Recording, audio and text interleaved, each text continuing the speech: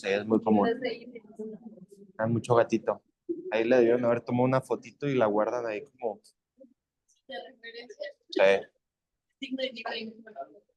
Bueno, muy buenos días a todos. Yo soy la doctora Paulina Varela. Hoy voy a presentar síndrome isquémico ocular y bienvenidos a todas las caras nuevas que tenemos. Son bastantitas. Pero bueno, no avanza. Ya. Bueno, como introducción, el síndrome isquémico ocular es una condición ocular, va a ser secundaria a una hipoperfusión sanguínea por una oclusión de la arteria carotidia interna. En 1963, los médicos científicos Kearns y Hollingsworth empezaron a estudiar y encontraron síntomas y signos oculares secundarios, obviamente, a una oclusión de la carotidia interna, y veían que en el 5% de los pacientes estaban presentando ya sea una trombosis o una insuficiencia de este flujo de esta arteria. Y la denominaron como retinopatía por éstasis venosa. Después, otros médicos también la llamaron inflamación ocular isquémica, oculopatía isquémica, pero fue el doctor Larry McGargal que la puso ya propiamente como el síndrome isquémico ocular. En cuanto a la epidemiología, hay un rango de edad de 50 a 80 años, la edad media es de 65 años, hay mayor incidencia en hombres que en mujeres, esto porque en hombres tienen una mayor incidencia en enfermedades cardiovasculares, no hay una predilección para razas, el 80% es unilateral, podemos encontrar obviamente un 20% bilateral, pero es muy poco, la incidencia es de 7.5 casos por millón de habitantes por año. Vamos a encontrar que en el 50% va a haber una antecedente de enfermedad cardiovascular, lo que nos va a dar una mortalidad. Esto es decir, a un plazo de 5 años, en un 40% sí se van a morir los pacientes. El 70% vamos a tenerlo como una manifestación inicial, donde los pacientes llegan por una manifestación ocular y no saben la cuestión cardíaca. Entonces, generalmente aquí lo importante con nosotros es que es un alto porcentaje que nosotros lo vamos a diagnosticar. Aquí más que la cuestión oftálmica, que sí, obviamente es importante, pero aquí la parte cardíaca, obviamente es más fuerte, pues porque se pueden morir. En cuanto a la etiopatología, del 90% o más va a haber una estenosis del sistema arterial carotídeo ipsilateral. Esto puede ser tanto de la arteria carótida común o principalmente, obviamente, de la interna. El 50% aproximadamente, cuando se presenta este 90%, en un 50% vamos a ver una reducción de la perfusión de la presión del flujo en la arteria central de la retina. Obviamente todo estamos hablando ipsilateral. En el 50% vamos a encontrar que esta arteria va a estar obstruida en su 100% y tenemos un 10% cuando es una oclusión bilateral, es decir, una arteria al 100% ocluida de la carótida interna o la común, más un vaso colateral. Esto aquí ya hablamos del polígono de Willis, que en alguna ramita hay otra obstrucción por ahí. El principal causante va a ser la aterosclerosis, pero obviamente podemos encontrar otras enfermedades como los aneurismas disecantes, arterias de células gigantes, displasia fibrovascular o fibromuscular también, traumas, enfermedades de Behçet y trastornos inflamatorios como tal. Las alteraciones sistémicas son sumamente importantes. Vamos a encontrar elevaciones altas de colesterol, diabetes, presión alta, ¿qué más? Enfermedades cardiovasculares y cerebrovasculares. Factores de riesgo, obviamente aquí la mala dieta, obesidad, sedentarismo y sobre todo fumadores. Entonces, si le agregamos totalmente esto, vamos a tener, pues ahora sí que una obstrucción de la arteria carotídea. Cosas básicas para recordar propiamente, de la aorta se deriva la carótida común, de aquí interna y externa, de la interna hablamos de la arteria oftálmica, y recordar obviamente cómo ya después de la carótida interna y de la arteria oftálmica, cómo vamos a empezar a subdividirse de las ciliares cortas posteriores, que están por aquí, y luego las largas posteriores, y de aquí cómo nos vamos en la parte anterior del globo para tener las ciliares anteriores. Esto es bien importante porque realmente esta hipoperfusión del flujo es lo que nos va a dar signos y síntomas de los pacientes. Las ciliares cortas posteriores van a irrigar polo posterior, coroides y el anillo de Sid. Ciliares largas posteriores, coroides anterior, iris y cuerpo ciliar. Ciliares anteriores, esclera, episclera, limbo, conjuntiva, toda la parte del segmento anterior y los músculos. Signos y síntomas.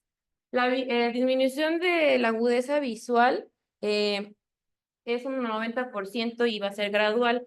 Siempre tenemos de entre un 10 a un 15% de un antecedente de una mauricia fugaz. Esta mauricia fugaz, en un tercio de lo que lo presentan los pacientes, vamos a tener que el 75% ya va a haber una oclusión.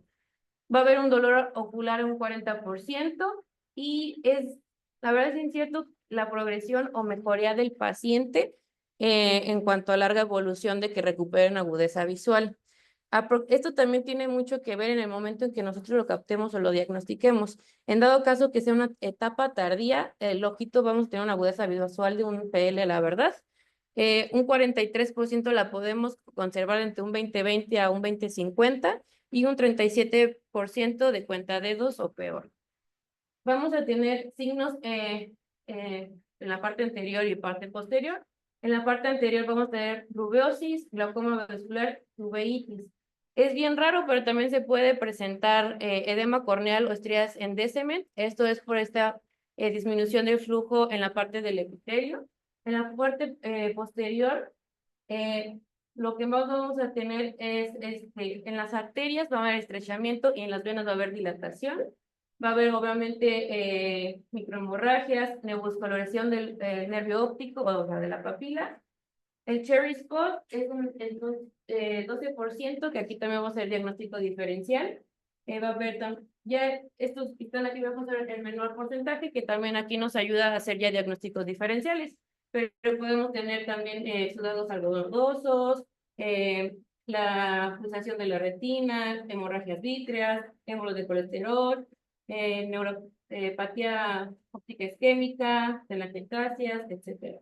Otros signos que vamos a encontrar, si somos muy observadores, si vemos que tiene un paciente añoso, que tiene todos los comórbidos y aparte obesidad, fumador, etcétera, y somos muy observadores, podemos ver que tenemos esta perfusión de las arterias faciales que se van pues, a dilatar.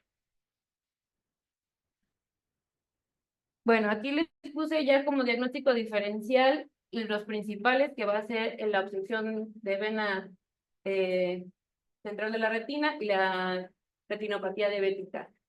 Obviamente el síndrome isquémico y la oclusión de venas son muy parecidos, los dos son unilaterales, pacientes añosos. La retinopatía diabética va a variar mucho, obviamente depende de cómo está el paciente, de cómo se está cuidando, la progresión. Generalmente aquí sí va a ser bilateral, porque pues la parte sistémica es lo que ahí le afecta sobre todo los dos. En cuanto a los vasos, tanto el síndrome isquémico como la oclusión van a estar dilatados. La diferencia es que va a haber, en la isquémico no son tortuosos y en la oclusión sí.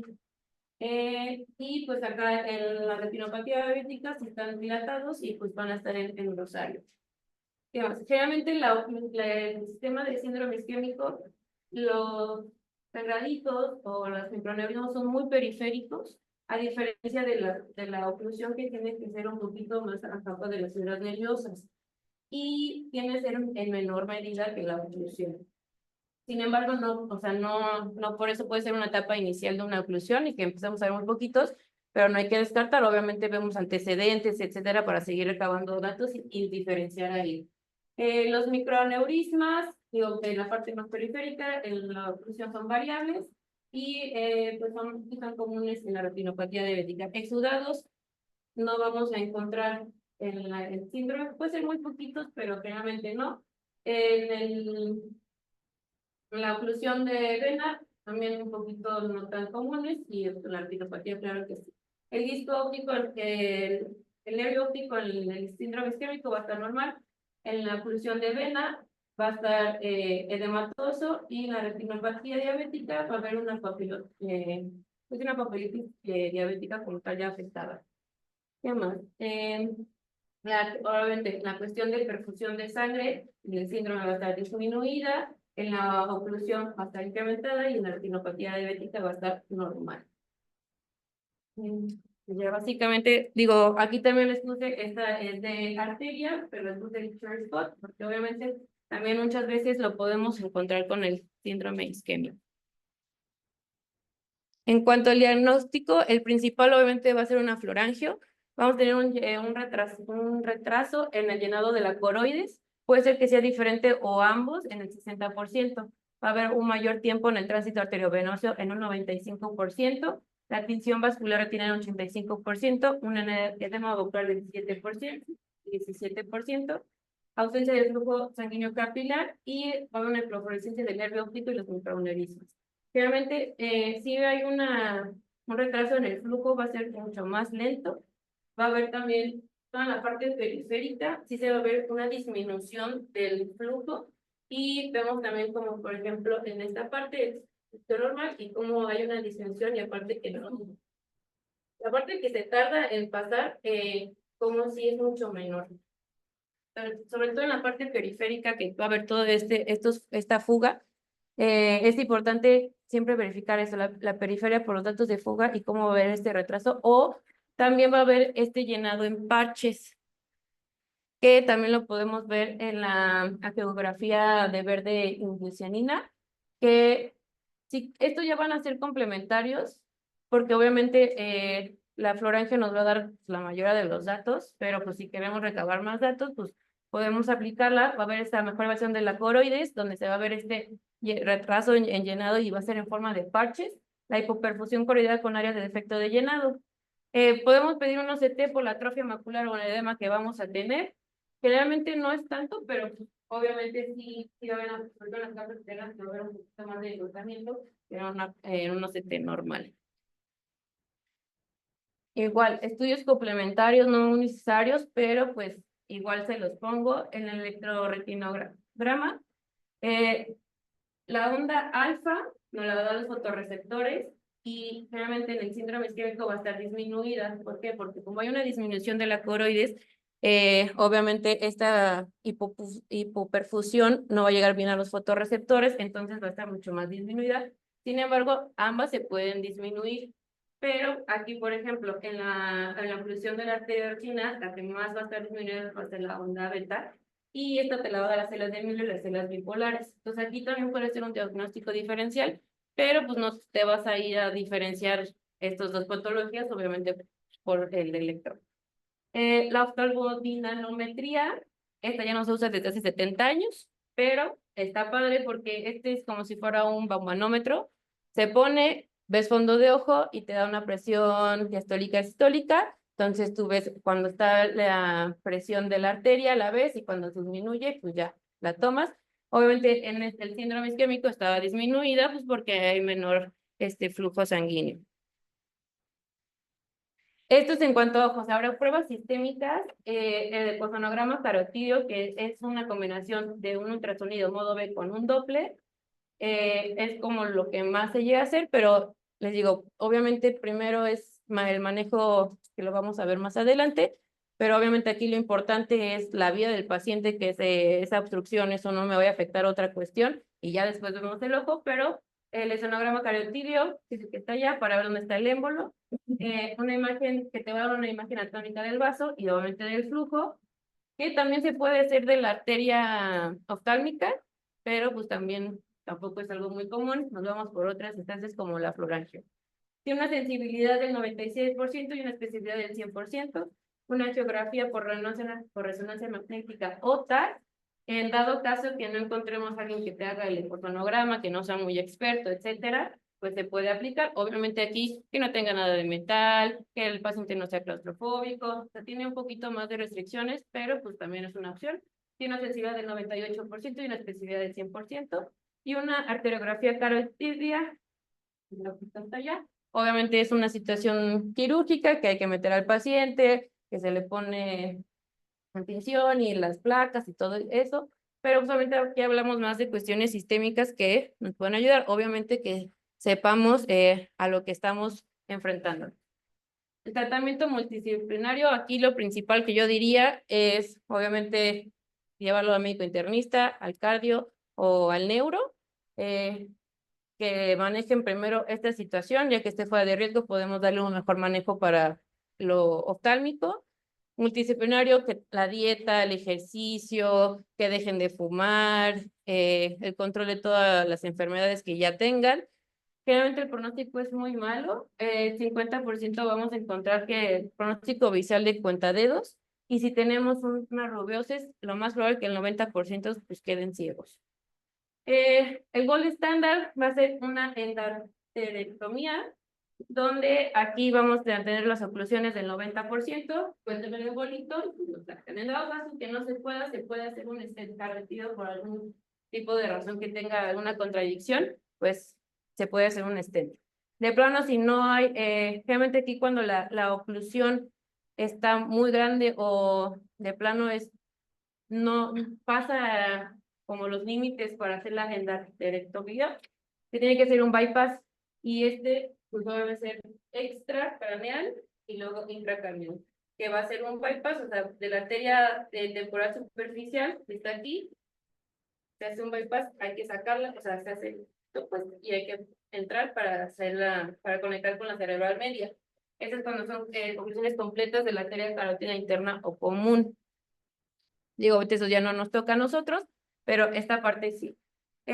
Cuando llegan en una primera instancia, podemos dejar esteroides ciclopégicos tópicos para establecer la barrera hematocosa y el iris. Aquí el iris, sobre todo, para que no esté haciendo esta contracción y porque va a haber rubiosis, genera algún tipo de sangrado y ya después tengamos ahí, pues, peor el cuadro y que tengamos sangre en cámara anterior, etcétera. Obviamente el 50% del síndrome vamos a tener PIOs elevadas, entonces hay que dejar obviamente controlarla, puede ser beta-adrenérgicos, alfa-agonistas e inhibidores de anhidrasa carbónica. En caso que tengamos un glaucoma anavascular, que encontremos una rubeosis cámara, pues sí, en el iris o una neovascularización del segmento posterior, lo ideal, y esta es como la parte que más nos toca, o el tratamiento inicial, es una panfotocoagulación. Se puede dar de 1500 a 2000 spots, el tamaño o disparos. El tamaño del spot va a ser de 100 a 400 microns y pues va a ser con un láser argón. Hay un 36% de probabilidades que al momento que lo diagnostiquemos de una edad temprana y se dé panfotocoagulación, que tengamos una regresión de la enfermedad, y pues obviamente le va a ayudar al paciente. Un antiangiogénicos aquí obviamente para el edema macular, pero pues tampoco es que sea la primera instancia es la panfoto, y la mejoría tampoco es mucha, pero pues obviamente entre más le podamos ayudar mejor. En cuestiones quirúrgicas, obviamente si ya dimos panfotocoagulación, que o es un tema o un caso clínico un poco más complicado, se puede valorar la ciclofotocoagulación transescleral, una endocicloablación o pues ya como tal la visceración, obviamente porque pues puede ser un ojo doloroso, y más sobre todo pues las píos, la rubiosis, etcétera, pues es valorar ahora sí prácticamente al paciente como tal. Como conclusión, ahora sí, tener en cuenta que primero valorar al paciente, y que se sepa que si tiene alguna oclusión o alguna enfermedad cardiovascular y que esté controlada o que ya se conozca, ya lo podemos tratar, porque obviamente por segunda instancia está el ojo, primero es la vida. Muchas gracias.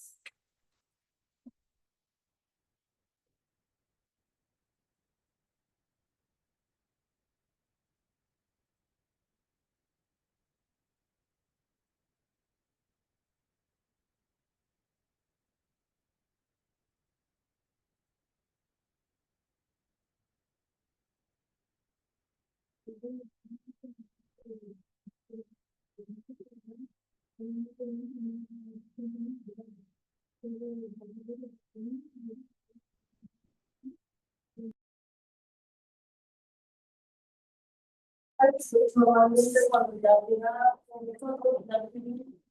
una persona para poder diferenciar de otros diagnósticos. Lo otro también es que en países centroamericanos, a nosotros nos toca ir a Guatemala, la incidencia es mucho mayor, no solo por el hecho de no solo por el hecho de la mala preparación de los alimentos y demás, sino que por algunas costumbres. Cuando allá se tiene la costumbre de que cuando alguien desarrolla un suelo o una chacración, suelen pasarse la cola de un gato. Entonces, es común también que posterior a eso se infecten con toxoplasmosis. Y en cuanto al manejo, la trimetamina, bueno, hay varios como protocolos a seguir, pero la trimetamina con azúcar es la más potente. Lo que pasa es que trimetamina creo que solo hay en Guatemala, no está en todos los países. Y la segunda opción es la metronidazol. A menos que el paciente esté embarazado, lo ideal sería el clindamicina. Ajá. Y lo otro es que valorar también la función hepática si se va a utilizar clindamicina, porque ya ha pasado que se pone en algo histérico. Y el uso de ácido fólico, lo ideal es el ácido fólico, pero el ácido fólico en caso de que podamos conseguir la trimetamina, porque los antipalúdicos trabajan de esa forma, reduciendo los niveles de ácido fólico en el cuerpo. Pero cuando vamos a utilizar trimetrozolfán no es tan necesario, aunque también su mecanismo de acción actúa sobre el ácido fólico, no es tan necesario. Y cuando vamos a utilizar prednisona, vía oral, sí es necesario, la vía oral, sí es necesario, si vamos a utilizar este esteroide vía oral, iniciarnos una semana después de iniciar el tratamiento, porque los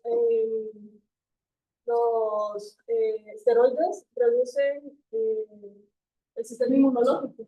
Y normalmente las reactivaciones se dan por un déficit del sistema inmunológico. Entonces, primero tenemos que dar un tiempo de tratamiento para fortalecer el sistema inmunológico y luego iniciar el antiinflamatorio, el vía oral, el sofopren o el esteroide que vamos a utilizar tópico. Ese no hay ninguna contraindicación. Iniciarlo desde el principio. Y ese es mi aporte. Sí, chicos, de la toxoplasmosis, la verdad que sí es muy importante saber identificar clínicamente, como bien decía Liz, el diagnóstico sí es básicamente clínico. Es bueno también que de todos modos registremos que efectivamente sí es un caso de toxoplasmosis, porque al final del día lo que vemos es una cicatriz nada más, ¿no? Sabemos una lesión coriorretiniana, pero no tenemos la certeza de que verdaderamente es una toxoplasmosis, o sea, puede ser una cicatriz coriorretiniana de alguna otra etiología. Entonces, siempre que puedan, pidan a sus pacientes estudios para garantizar que efectivamente es toxoplasmosis. Si es necesario dejar algún tratamiento profiláctico, pues hacerlo. Y creo que lo más importante de esa clase es hacer mucho hincapié en la prevención, ¿no? En la educación de los pacientes. Me gustaría hacer mucho hincapié en la forma de la transmisión. Ahí, creo que quedó un poquito ambiguo, pero sí, ¿no? Lo que se decía del gato, no echarle la culpa nada más al gato, porque efectivamente el gato no es el portador. Como lo vimos en la imagen, los que son los portadores son los roedores. ¿Y cómo es la transmisión? El gato se va a comer al roedor y es ya en las heces del gato en donde van a estar los zoquistes, y así es como entonces se va a dar la contaminación, ya sea por vía por la manipulación, ¿no? De las heces contaminadas. Entonces, eso es muy importante para educar a las personas, ¿no? Porque eso no solamente es algo de medios rurales, que sí, obviamente es mucho más. En Guatemala van a haber demasiada toxoplasmosis, pero pues también en un medio urbano, o sea, es súper común que los gatos se salgan a la calle y no sabe uno dónde anda su gato y qué anda comiendo, y pues sí, tal vez en casa le compran las croquetas caras de Petco, pero en realidad en la calle se anda comiendo cosas, animales, ¿no? Roedores en este caso en particular. Entonces, educar mucho a los pacientes acerca de eso, del manejo correcto de las heces de los gatos, de los felinos. Y pues creo que nada más. Felicidades, Pau. Me gustó tu clase y me gustó que vi que dominabas el tema y no nada más era leer, sino era de las poquitas palabras que había, de ahí agregar y aportar más. Ahí quiero pasarlo. No, es que es muy importante para su práctica clínica que cuando vean algún paciente joven que tenga uveitis, o sea, sí buscar de manera intencionada que no vaya a ser por toxoplasma, porque es la causa más común de uveitis posterior infecciosa, sobre todo en pacientes jóvenes. Es de las principales causas también de uveitis granulomatosa. Entonces, siempre paciente joven que vean que tiene datos de uveitis, pues busquen de manera intencional alguna infección. ¿De acuerdo? Y nada más. Y otra cosa, entre los dos de toxoplasma y toxocara, el toxocara genera desprendimiento de retina seroso. Y cuando veamos un ratón que está muy desinhibido, que veamos que no nos tiene miedo o que se le acerca a un gato, probablemente ese ratón tiene toxoplasmosis, porque una forma en la que hace que continúe el ciclo del toxoplasma es alterando a nivel cerebral el comportamiento del ratón para que se presente al gato y el gato se lo coma. El gato es el reservorio final o es el destino final del toxoplasma. Entonces, es muy importante tener en cuenta eso, y entre el toxoplasma y el toxocara hay uno que tiene predisposición por mácula y se ve el transcurso o el recorrido que tiene desde donde sale para llegar a mácula. Y pues listo. No sé si quieren agregar algo más.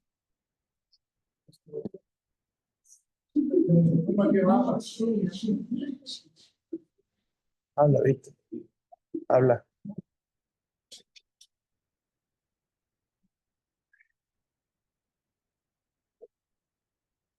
Hola. Sí, me gustó la clase hoy, estuvo dinámica, en especial ahorita esta última parte donde pues todos han aportado algo. Entonces, poco, lo de la toxoplasmosis, realmente, sí, ahora. Perdón, me escuchan todos. Bueno, entonces, estuvo buena la clase, estuvo dinámica porque pues ya varios participaron y eso es lo importante de este tipo de clase, no solo lo que está ahí, sino que también esos como tips que pueden dar cada uno de ustedes, ¿no? Entonces, con lo de la toxoplasmosis, importante acá si es adquirida, si es recurrente, si es congénita o no. A veces con las fotografías, pues fácil lo podemos decir, no, pues ahí está la toxoplasmosis, ahí está la lesión y ya. Pero pues a veces no sabemos qué tipo es, ¿no? Si está activa o inactiva, pues nos lo va a dar las coloraciones y todo. Pero, ¿cómo saber si es o no toxoplasmosis? Como decía el doctor Gustavo, pues sí, pues una cicatriz, pero ¿qué tipo de cicatriz? Pueden pedir las serologías, utilicen todas las herramientas que tengan a la mano, si tienen alcance pues de serologías, úsenlas. Si no, pues la lógica, la navaja de Ocajan, ¿no? Busquen de lo más común a lo menos común. Entonces, si ven un paciente, tiene su cicatriz y todo, o tiene múltiples cicatrices, está activa y esa es lo que le está generando la baja visual, pues lo más seguro es que sea eso, lo más seguro, pero pues sí hay que descartar todas las otras cosas. Muchas veces la serología también nos pone contra la pared y nos pone a pensar, eso no es, si se fijaron en la tabla que les colocaron, pues vemos IgM, IgG, pero a veces solo el IgG está elevado y pues el paciente está con un cuadro activo, entonces damos, no damos tratamiento, ¿es esto una toxoplasmosis o no? Entonces, hay unos coeficientes que pues la gran mayoría no los utilizamos, lo utilizan más que todo en países europeos, que es el coeficiente de Weizmann o Weizmann-Desmond, algo así, que tienen que ver la serología ocular y la serología sanguínea. Desde ahí ya es un gran impasse, ¿no? Tener estas dos serologías. Y se hace un coeficiente y si es mayor a 8, pues ya decimos sí, efectivamente es una toxoplasmosis activa, aunque solamente el IgG esté elevado. En general, si está activo y tenemos un IgG muy elevado, es un cuadro activo de toxoplasmosis. Y en cuanto al tratamiento, pues puede ser una sola droga, pueden ser 2 drogas o hasta 3 drogas. Cuando digo 3 drogas son los antibióticos, ¿no? Puede ser timetropin, puede ser clindamicina, puede ser acitromicina o puede ser una combinación de cada uno de ellos. Dependiendo en qué etapa o qué clasificación estamos. Si es recurrente, pues ya vamos a ir pensando en una doble cobertura o una triple cobertura y o si es resistente a alguno de estos tipos de tratamientos, ¿no? Si ya lo hemos utilizado anteriormente y pues hemos tenido una respuesta pobre, pues tendríamos que ir intercalando el antibiótico. Lo otro que mencionaba también la doctora Calix, muy importante lo del esteroide, sí, utilizarlo, pero dejarle un tiempo de impregnación al antibiótico. Si ustedes generan o dan de manera inmediata el esteroide, les puede generar también un tipo porn o necrosis del segmento posterior y pues al final pues se les activa más el cuadro y ya no saben ni qué es lo que están haciendo. Con lo de la toxocara, pues no es tan común, pues ahí para guiarse usualmente pues iba a tener estas membranas como tipo inflamatorias de un lugar a otro. Pues el tratamiento es un poco más fácil, ¿no? El albendazol. Y por último, con lo del síndrome isquémico, este es muy importante derivarlo a tiempo. Incluso los pacientes que les hacen la endarterectomía, pues su tiempo de vida pues ya está contado. Realmente la estadística les dice que 2 a 5 años estos pacientes van a tener altas tasas de mortalidad. Entonces sí, tratarlos, hacerles todo lo que se pueda, pero pues sí derivarlo cardio-neuro rápidamente pues para que se les haga algo. Lamentablemente el ecodoppler a veces pueden tener 90% de obstrucción y aún así no tener ningún tipo de sintomatología ocular. Entonces, si ustedes lo sospechan, pídanlo, no es, vamos a ver, pídanlo de inmediato y refieran a estos pacientes. Y pues nada más eso.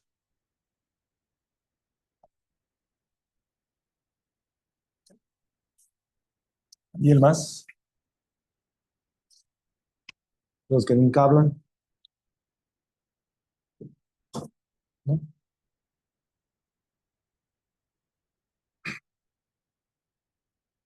Perfecto, todo bien.